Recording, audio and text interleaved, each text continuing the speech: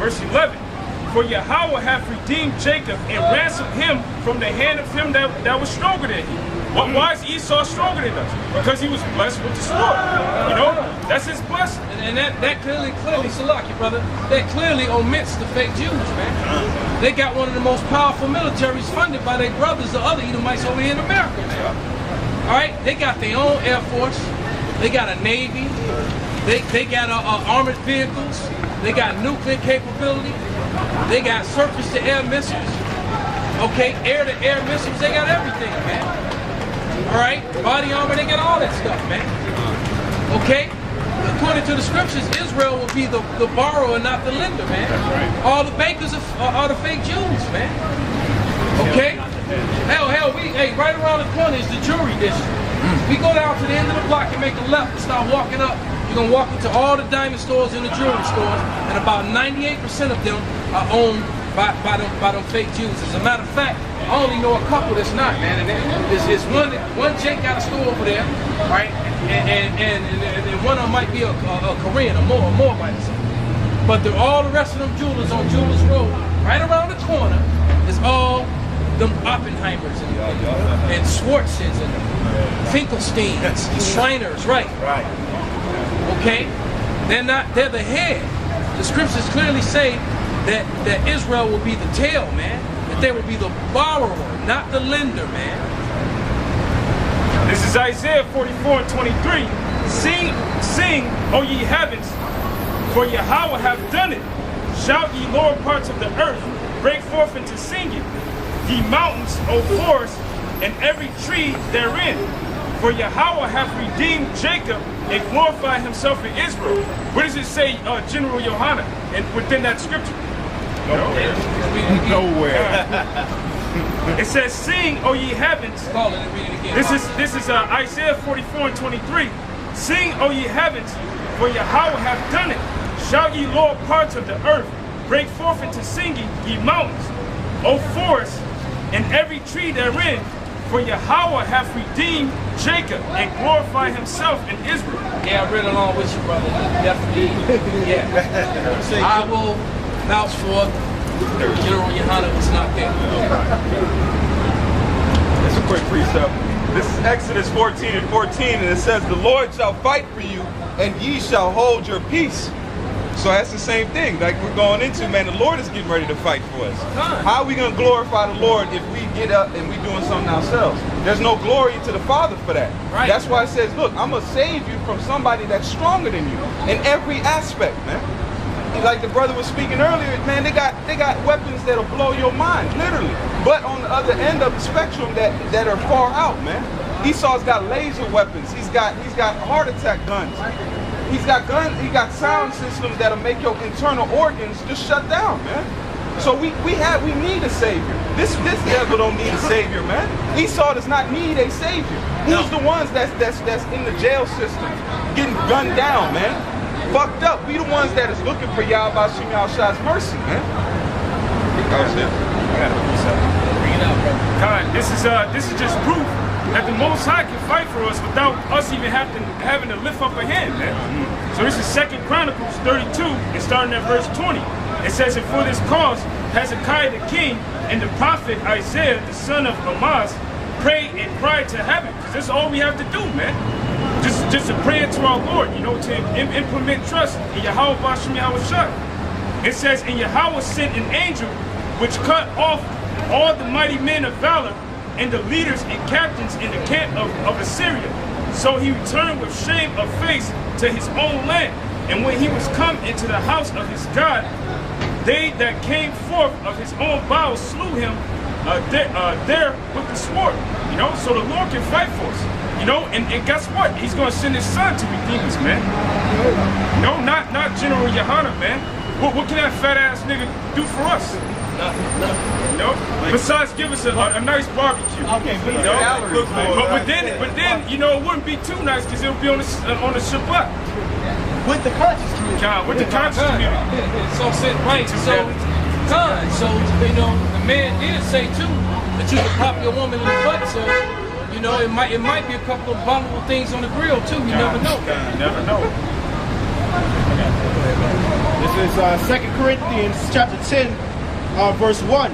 Now I, Paul, myself beseech you by the meekness and gentleness of Hamashiach, who in presence am base among you, but being absent am bold towards you. But I beseech you that I may not be bold when I am present, with the confidence wherewith I think to be bold against some which think of us as if we walked according to the flesh. For though we walked in the flesh, we do not war after the flesh. For the weapons of our warfare are not carnal, but mighty through God, to the pulling down of strongholds, casting down imaginations. This word has shook in the world, man. This world has sealed brothers that don't even speak the language we're speaking. That's showing you the power of Yahweh Shem Yahushua, man. You got sisters watching this too, man. I had a message on a video this morning, or last night, and the sister was speaking to me in Spanish, man. All right? I got one right behind you. Go ahead. This is Hebrews 4:12. For the word of the Most High is quick and powerful and sharper than any two-edged sword, piercing even to the dividing asunder of soul and spirit, and of the joints and marrow, and is a discerner of thoughts and the intent of the heart. And it does exactly that, man, because a lot of these Edomites get angry, man, and even Jake, especially these so-called church Jakes, with they Jesus, God love everybody doctrine, man. This is Isaiah 13, and I'm gonna start at verse 1. The point is in 2. The burden of Babylon, which Isaiah the son of Amoz did see. All right, and we are burdened unto Babylon because we're telling you about yourself. We're telling you what's coming to you, and that you're red and not white. Okay?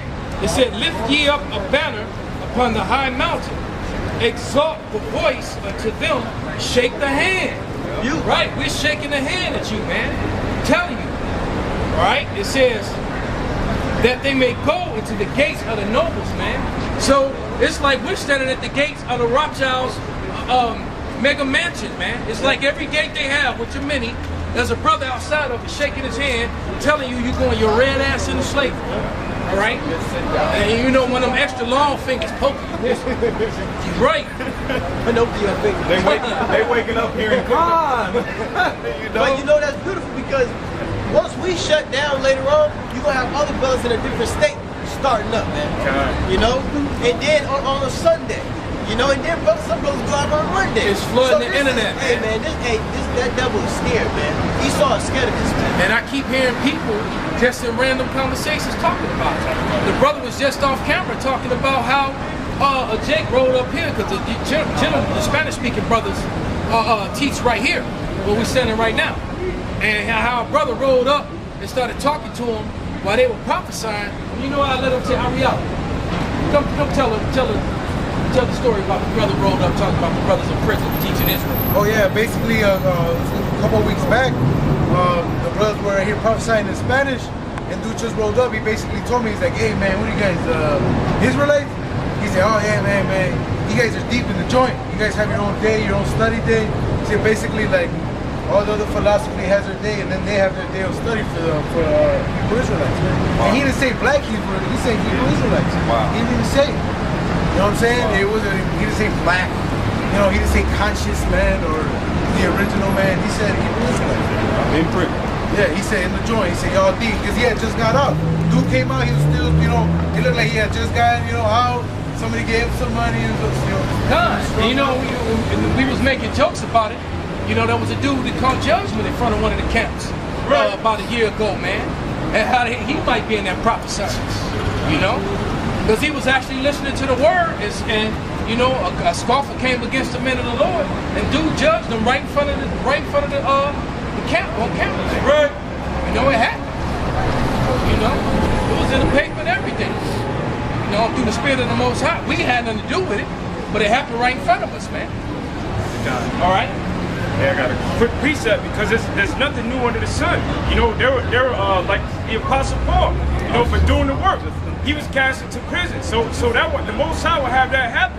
You know, just so that the message can get to... If you want the sign, don't video us, brother. Oh. Take a picture of the sign and you can. Just so the message can get to people members that may be of the elect that are locked up in a joint. So this is Acts 16 in 23. And when they had laid many stripes upon them, they cast them into prison, charging the jailer to keep them safely. Who having received such a charge, thrust them into the inner prison and made their feet fasten in the stocks. And at midnight Paul and Silas prayed and sang praises unto the Most High. And the prisoners heard them. And that's what when you speak these words, it's like you're singing praises, man. Let me ask you guys, man. Hey, where you brothers from, man? Where y'all from? Me? Yeah. Are you mean from here or national? Yeah, your nationality. Where you from? Lebanese. You're from Lebanese. Yeah, so you're Lebanese. Okay, so you sons of Ishmael. Okay. You're sons of Ishmael. Okay, I just wanted to know. So that means did you know a little bit about what we're talking about? So you are aware, very well aware, that the people in the land of Israel are not the real Jews, right? You know that, right? No, we don't. You don't know that. Why would you not know that? Did you know that you know who Abdul Gamal Nasser was, right? The president of Egypt, 1951. Yeah, but you never seen him speak. All the old black and white. Yeah. You know who he is, right? You know what he said. So you can go on your phone and you can Google it. You can pull it up on your phone. He said that you people left him black and you came back white. Who are you people? I got it. Yeah, share with him because he don't know. He needs to know. This is from. It says the late president of Egypt, Gamal Abdel Nasser, stated on television, "You Jews will never be able to live here in peace because you left here black but came back white. We cannot accept you." That's why it's so much turmoil over there in that part of the world, man. I don't believe that narrative. You what? That's okay. It's okay. The scripture say He said it. The video is of him saying it on national TV. So what's they got to do with what the man said? Because he was assassinated, I think, 2 months after he made that speech. He got assassinated. Okay? He probably got killed by those fake Jews. Yeah. They the ones that took him out because he spoke the truth on national TV. Yeah, he does. Thank you. Hey, these other nations, man. See, that's why they come here in America, because they can do that folly. They're all lined up and shit, walk around and do fuckery. Because that's really what the problem was. Dude was, capturing the moment in Babylon, and the elder had estimated like no pictures, because at the end of the day, they don't give a fuck what's going on.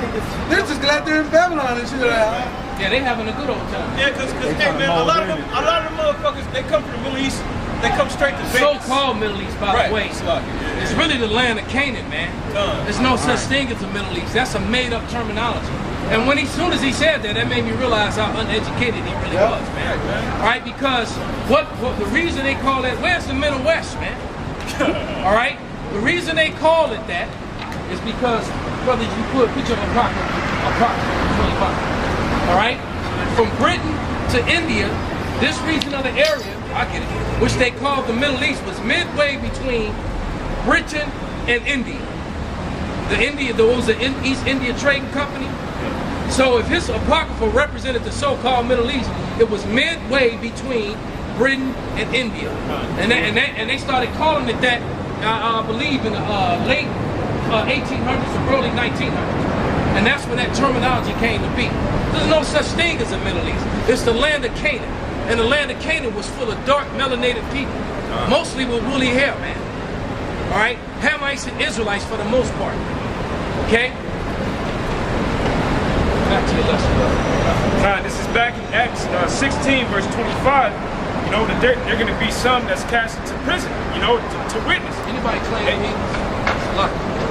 Matthew 24:14 says that this gospel must go throughout the whole world. So it got to go into those prisons as well. It says, and at midnight Paul and Silas prayed and sang praises unto the Most High, and the prisoners heard them.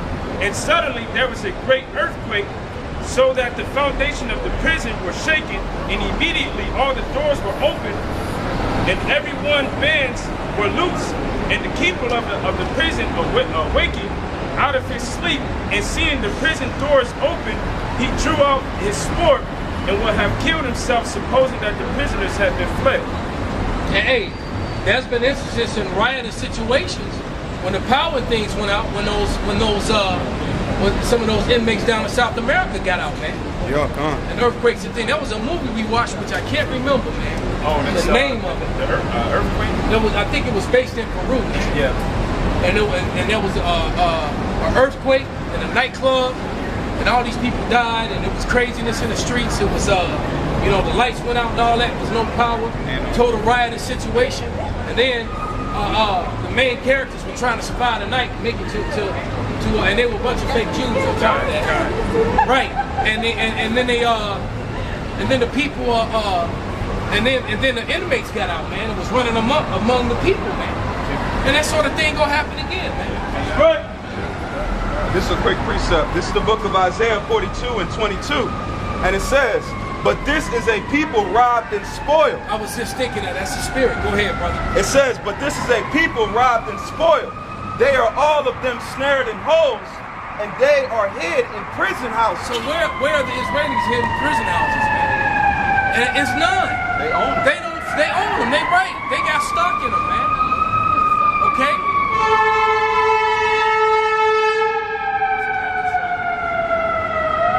Is that the name of it? If you show it to me, I'll know. I'll finish it out. This is Isaiah 42 and 22. It says, but this is a people robbed and spoiled. They are all of them snared in holes, and they are hid in prison houses. Right, they're robbed and spoiled, man. Snared in holes and hid in prison houses. That's talking about America, man. That's a condition that the Israelites will be in, man. Well, the Israelis, you know, there's all hidden prison houses. It's not, because they're not the people, man. Yeah, you're not the people, man. That's right. That was one walk by, man. That was the spirit.